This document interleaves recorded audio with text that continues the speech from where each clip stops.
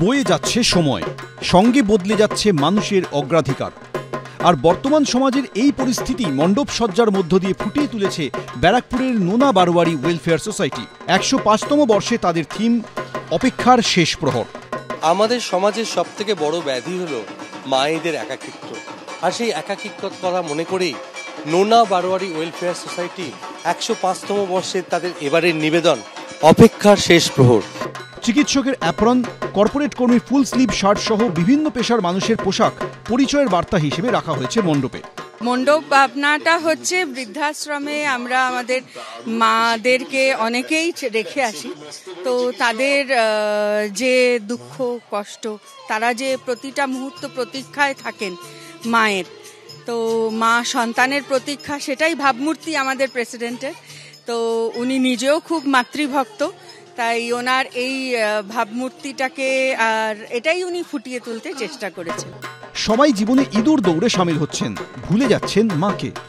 মায়েদের শেষ ঠিকানা হচ্ছে বৃদ্ধাশ্রম, তাই সময়ের সাক্ষী হিসেবে মণ্ডপে রাখা হয়েছে ঘড়ি। দিন দিন বৃদ্ধাশ্রমের সংখ্যা বাড়ছে, সুতরাং পুজো কমিটির হাতে আমাদের তো প্রতিবাদ করবার জায়গা বা কোনো সচেতন করবার জায়গা আমাদের থিম, আমাদের পুজো মণ্ডল। সেই মণ্ডপের মাধ্যমে, সেই থিমের মাধ্যমে আমরা সেই সচেতনতা বা সেই যে সামাজিক একটা অবক্ষয় বা কিছু, সেই জায়গা থেকে একটু মানুষকে সচেতন করবার প্রয়াস, আর কিছু না। রবিবার নোনা বারোয়ারি ওয়েলফেয়ার সোসাইটির পুজো উদ্বোধন করেন ব্যারাকপুরের বিধায়ক রাজ চক্রবর্তী। সমীরণ পাল, এবিপি আনন্দ। এখানকার ১০৫তম বর্ষের এবারের নিবেদন খুবই মর্মস্পর্শী একটি বিষয় নিয়ে, অপেক্ষার শেষ প্রহর। ক্যামেরাম্যান সন্দীপ পাল তোমাকে ছবিটা দেখাচ্ছে।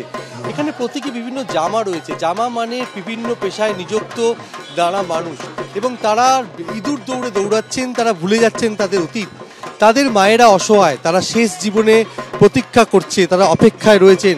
কিন্তু যে ছেলেদের তারা তিল তিল করে কষ্ট করে বড় করেছেন, কিন্তু তাদের ঠাঁই হয়েছে বৃদ্ধাশ্রমে। একটা প্রতীকী ছবি দেখা যাচ্ছে যে প্রত্যেকটা ঘড়ি, বিভিন্ন ঘড়ি রয়েছে বিভিন্ন মডেলের। ঘড়ি মানে সময়, সময় মানে অপেক্ষা, অর্থাৎ বৃদ্ধ মায়েরা অপেক্ষায় রয়েছেন। তার পাশাপাশি আরও একটা ছবি সন্দীপ তোমাকে দেখাবে, যে শেষ বয়সে মা শেষ শয্যায় রয়েছেন হাসপাতালে, এবং তিনি মৃত্যুর সঙ্গে লড়াই করছেন।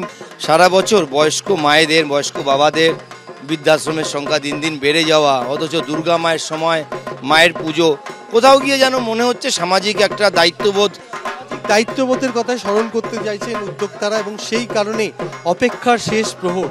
আর সেটাই বিভিন্ন প্রতীকী চিত্র এবং সরঞ্জামের মাধ্যমে তুলে ধরা হয়েছে।